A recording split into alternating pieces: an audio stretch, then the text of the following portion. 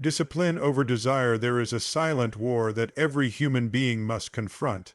It is not fought on the battlefield, nor in the marketplace, but in the quiet corners of the soul. This war is between discipline and desire. Desire is the child of impulse it wants. It hungers, it craves the immediate. Discipline is the parent it holds, it waits, it measures before it acts.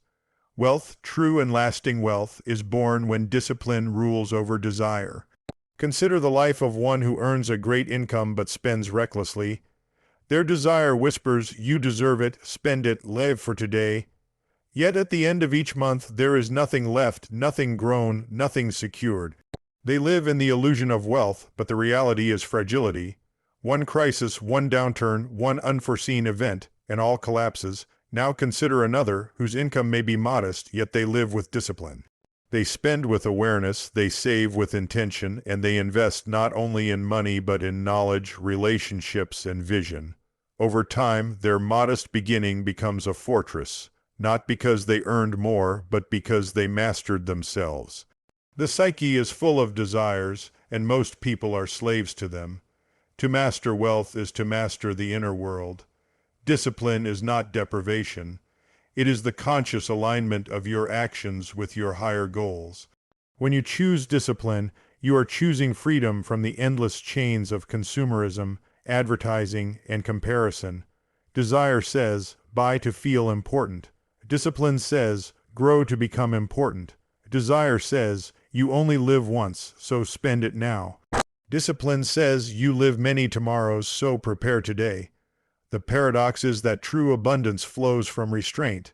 Every dollar saved and wisely invested becomes a seed. But if every dollar is devoured by fleeting desires, then you are not building wealth, you are feeding emptiness. Wealth is not accumulation of things, it is accumulation of options. To have discipline is to buy your freedom, to own your time, to design your life without bowing to desperation. Look deeply into your own behavior. Where does desire control you? Do you chase fleeting symbols of success to feel worthy? Do you purchase things to mask an inner emptiness? To master discipline is also to confront the shadow of one's own psyche. For behind excessive spending, behind endless consumption, there often lies a void, a fear of not being enough. Many try to fill that void with possessions, but wealth does not come from what you spend. It comes from what you keep, grow, and multiply. Discipline over desire is not a denial of pleasure.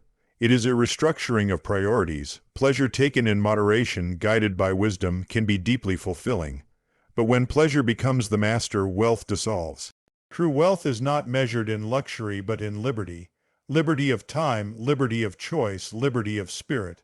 Therefore, every act of discipline, every choice to save instead of squander, to invest instead of indulge, becomes an act of self-respect. You are telling yourself, my future matters more than my impulse. My freedom is worth more than my craving.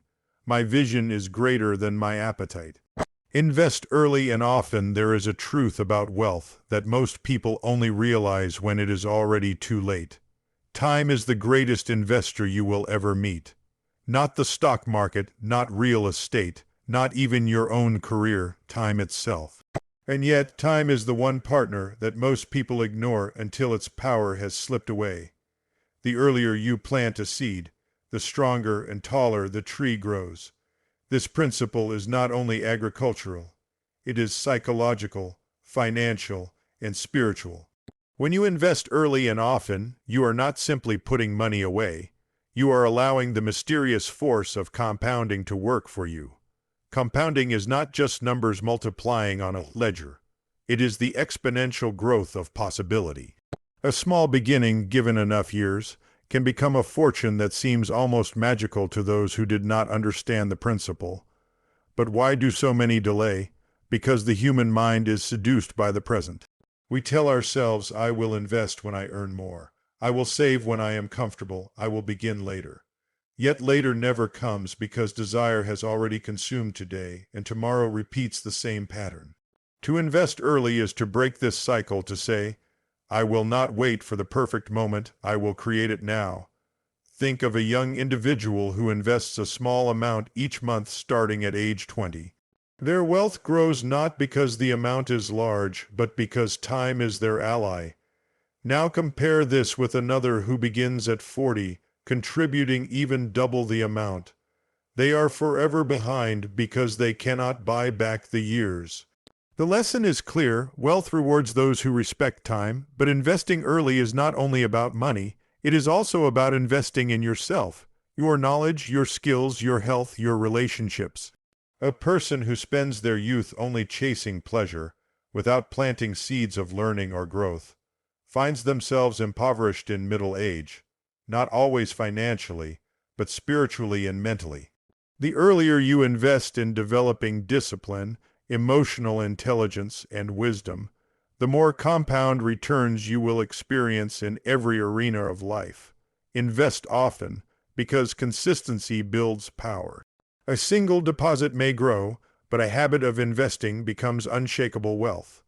Wealth is not an event, it is a process, repeated over months, years, and decades. Every act of investment is a silent agreement with your future self. I believe you are worth it. I trust that tomorrow deserves as much attention as today. And here lies the deeper truth: investing early is an act of faith. You are planting seeds in ground you cannot yet see. You are placing value into a tomorrow that has not yet revealed itself. This requires vision, patience, and belief in the continuity of life. The one who invests only when the reward is immediate never builds lasting wealth, for they are ruled by impatience. The one who invests with foresight, even when the returns are invisible, becomes the master of compound growth. Ask yourself, what would your life look like if you had started 5 years earlier? What if 10 years ago, instead of spending every dollar, you had invested consistently? The answer is often sobering, yet it carries a hidden gift. Today can be the day you decide to plant. The best time to begin was yesterday. The second best time is now. Wealth is not built in sudden strokes of luck. It is built brick by brick, deposit by deposit, habit by habit. Those who invest early and often will one day awaken to a life of abundance, not because fortune smiled upon them, but because they honored time, and time rewarded them with wealth beyond their imagination. Solve problems, save people. Wealth is not a mystery. It is a response. Money flows toward those who solve problems. It is not luck, not mere chance, but an energetic law of life. Where value is created, wealth follows. When you begin to understand this, you stop chasing money and start seeking ways to create solutions. Think of the greatest fortunes in history. Behind every empire of wealth lies a simple truth: someone at some point found a way to ease human struggle. The inventors of medicine solved the problem of illness and suffering. The builders of technology solved the problem of distance, time, and connection. Entrepreneurs who created safe housing, clean water, transportation, and communication. All of them became wealthy not because they chased money, but because they relieved burdens. Ask yourself, what problem do you solve? What suffering do you ease? Because wealth is not taken. It is earned by serving others at scale. If you want money, stop asking, how can I get more? And start asking, how can I give more value? How can I save more people from pain, confusion, waste, or fear? Here lies a secret. The size of the problem you solve determines the size of the reward you receive. If you solve a small inconvenience for a handful of people, your wealth will be limited. But if you solve a great need for thousands, millions, or even billions, your wealth will reflect that magnitude. The question is not, is there money out there? The question is, am I solving problems big enough to attract it? Yet solving problems is not purely external. It begins within. To solve for others, you must first confront the problems of your own psyche. Fear of failure, laziness, procrastination, self-doubt, these are internal obstacles. A person who cannot manage themselves cannot manage wealth. By disciplining your own life, you train the muscles of responsibility and vision that allow you to serve others effectively. Consider this: a person who designs an app that saves millions of people time each day is rewarded not for the app itself, but for the hours of life returned to society. A farmer who learns to grow food more efficiently is rewarded not for the crop alone, but for the nourishment and survival of communities. A teacher who develops methods to unlock human potential is rewarded not simply for their lessons, but for the ripple effects of those they empower. Wealth gravitates toward usefulness. The more useful you become, the more wealth flows to you. But usefulness requires humility. You must listen, observe, and understand where people struggle. Too many chase ideas that serve their ego rather than addressing the real needs of the world. To be wealthy, you must tune yourself to the frequency of service. What is broken? How can I help fix it? What pain exists that I can relieve? But there is another layer.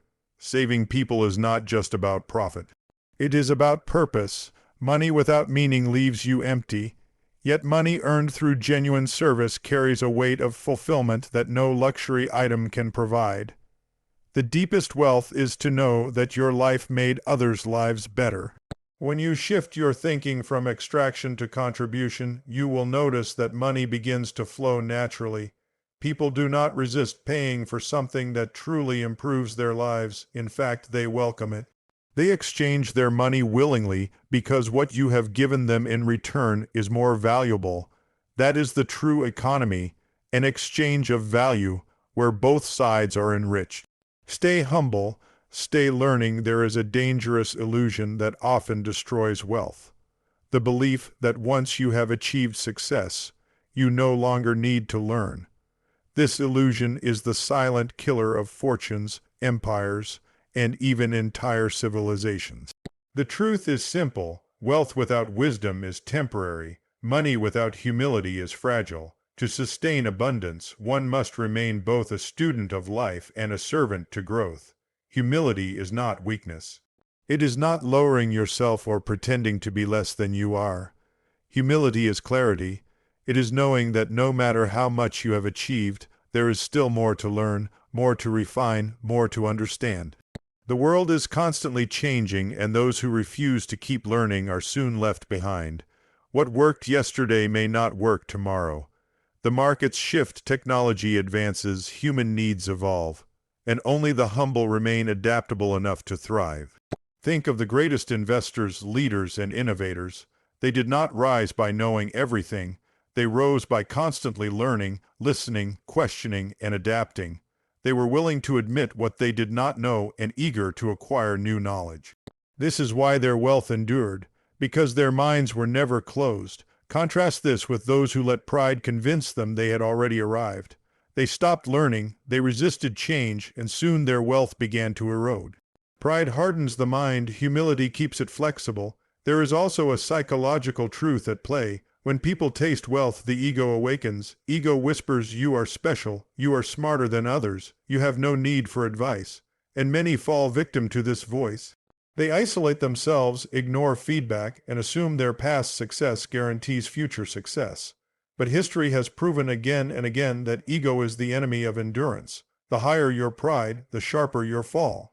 Staying humble also means respecting the source of your wealth. Remember, money flows where value is given. It is people, your clients, your employees, your community, who sustain your success.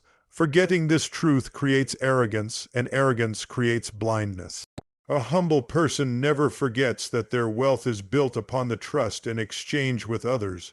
By honoring that relationship, they protect their abundance. Now let us turn to learning. Learning is the engine of compounding beyond finance. It is the compounding of wisdom. Each book read, each mentor listened to, each mistake examined becomes an investment in your intellectual portfolio.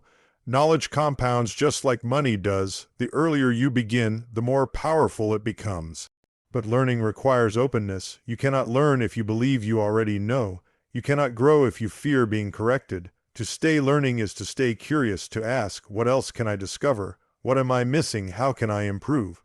The moment you stop asking questions, your wealth begins to fossilize. And here is a deeper truth. Money will only grow to the level of your mindset. If you do not expand your understanding, your wealth will shrink to the size of your ignorance. Many lottery winners prove this principle. They receive sudden riches, yet without the wisdom to manage it, they lose everything. Wealth without growth of mind is like pouring water into a cracked vessel. it leaks until nothing remains. Therefore, to protect and expand your wealth, you must remain both humble and hungry for knowledge. Seek wisdom from those ahead of you. Study history, study markets, study psychology, study yourself. Each lesson adds a layer of resilience to your fortune. Each piece of wisdom fortifies the walls of your financial house. So remember, humility keeps you grounded and learning keeps you growing. Together, they form the invisible armor that protects wealth across decades and generations.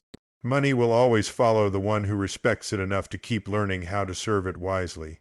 Stay humble, stay learning, and you will find that your wealth is not only preserved, but multiplied. Multiple streams of income. There is a proverb that says, "Never place all your eggs in one basket." It sounds simple, almost cliché, yet in the realm of wealth, it is a law of survival. To rely on a single source of income is to balance your entire future on a single thread, one that can snap without warning. True wealth is not built upon one stream but upon many, flowing together into a river of abundance. Think of income like water. A single stream may flow strongly for years, but what happens when the drought comes? If you depend on only one source, you are vulnerable. A layoff, a business collapse, an economic downturn, or even a shift in technology can dry up that single stream overnight. But when you cultivate multiple streams of income, you create resilience. If one dries, others still flow. This is not just wealth. It is security, freedom, and peace of mind. The wealthy understand this principle deeply. They do not merely work for money. They design systems, assets, and investments that work for them. Their wealth is diversified across businesses, properties, stocks, royalties, and ideas. This is why their fortunes endure storms that sink others. Their river continues to flow because it is fed by many tributaries. But building multiple streams of income requires vision and patience. Too often, people chase quick schemes, hoping to create 5 sources of income overnight. This is not strategy, it is desperation. True streams must be cultivated like gardens. First, you create stability with one stream, and once it flows consistently, you use part of its surplus to plant the next. Slowly, steadily, you build a network of income that feeds upon itself. There are countless ways to build streams. You can invest in the stock market, where dividends and growth work silently for you. You can purchase real estate, letting tenants pay off the property while equity grows in the background. You can build a business, and once it sustains itself, you can branch into another. You can create intellectual property, a book, a course, a design, or technology that generates royalties long after the initial work is done. You can even leverage the digital age, creating online systems that earn around the clock. The details vary, but the principle remains. Do not stand on one leg when you could stand on many. There is also a psychological element to this. Relying on one source keeps you in fear. If you depend only on your salary, then every decision is colored by insecurity. You cannot take risks, you cannot dream too boldly, because the loss of that single paycheck would collapse your life. But when you have multiple streams, you gain courage. You can take risks, pursue passions, and explore opportunities without being chained to one master source. Freedom is not having money, it is having options. Now, remember this. Multiple streams are not just about making more. They are about creating wealth that works while you rest. The ultimate goal is not to trade your time endlessly for money, but to build assets that continue producing value even in your absence. When money works for you, you gain back the most precious resource of all time. The wealthy think generationally. They do not just ask, "How can I survive this year?" They ask, "How can I create income that will sustain my children and their children after me?" Multiple streams ensure that wealth is not a temporary condition but a lasting inheritance. So ask yourself, are you leaning on one fragile stream, or are you cultivating many? Start small, start with one, but never stop planting. Because the day will come when you realize that wealth is not about having more money. It is about having a river so wide and strong that no drought can ever threaten your abundance.